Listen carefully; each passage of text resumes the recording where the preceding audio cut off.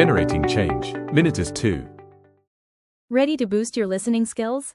Let's go. Close your eyes and imagine every person and situation. Tip number 1. Focus on the main ideas and key details. Don't get lost in every word. Tip number 2. Take short, smart notes. Write only what helps you remember the big points. Tip number 3. Listen for structure and transitions. Words like, however, for example, or finally, are your best friends. Tip number 4. Practice every day with real English videos, podcasts, TED Talks, whatever you like. And tip number 5. Stay calm. If you miss something, just keep going. Focus on what's next. You've got this. Keep training your ears, and you'll crush that TOEFL listening test. Quest English, generating change.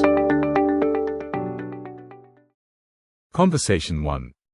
I'm having trouble distinguishing between the sublime and the beautiful in Kant's aesthetics. They seem so similar. The key is scale. The beautiful is finite and ordered, the sublime is infinite and overwhelming. What is the fundamental difference between the sublime and the beautiful, according to the man?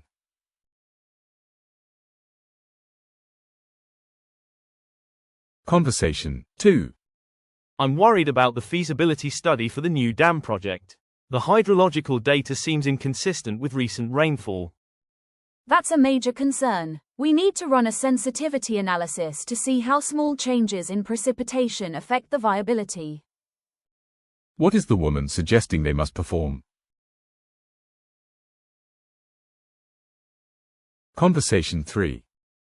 I can't believe the cost of the required software licenses for the advanced visualization course. You can circumvent that cost.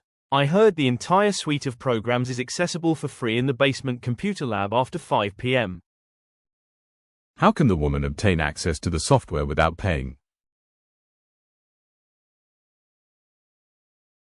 Conversation 4. The article on the economic impact of tariffs relies too heavily on anecdotal evidence. I agree. It lacks the empirical rigor we expect. They should have used time series regression models. What does the woman criticize about the article's methodology?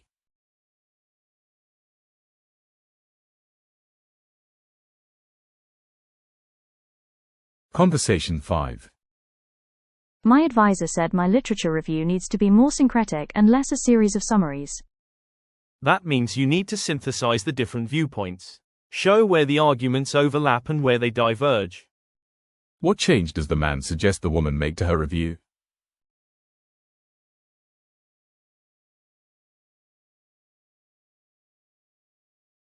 Conversation 6. I'm struggling with the ethics module on utilitarianism versus deontology. Just remember the core conflict. One focuses on consequences, utilitarianism, the other focuses on duty, deontology. What is the key distinction between the two ethical philosophies mentioned?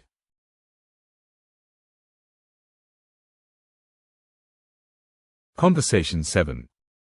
I received a notification that my scholarship renewal is being held up because of an administrative discrepancy. That typically means you need to personally verify your enrollment status with the financial aid office. It's often just a formality. What is the woman most likely required to do next? Conversation 8. The soil test results show extremely high levels of lead contamination near the riverbed. We need to verify if the historical data supports that finding, specifically looking at factory output records from the 1960s.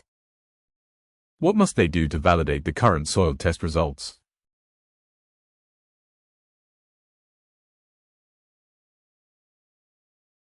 Conversation 9. I don't think I can attend the mandatory thesis defense preview next Tuesday. You should email Professor Lin immediately. He usually allows a waiver if you provide documentation of a prior commitment. What should the woman do to be excused from the event?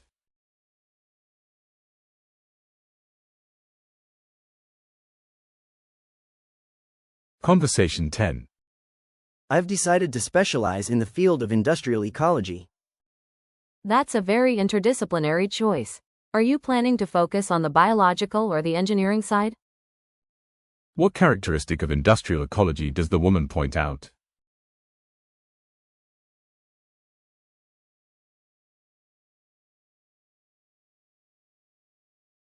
Conversation 11. The Architecture Review Board rejected the proposal because the structure's wind load calculations were inadequate. That implies they didn't trust the basic structural safety of the design. What was the main reason the proposal was rejected?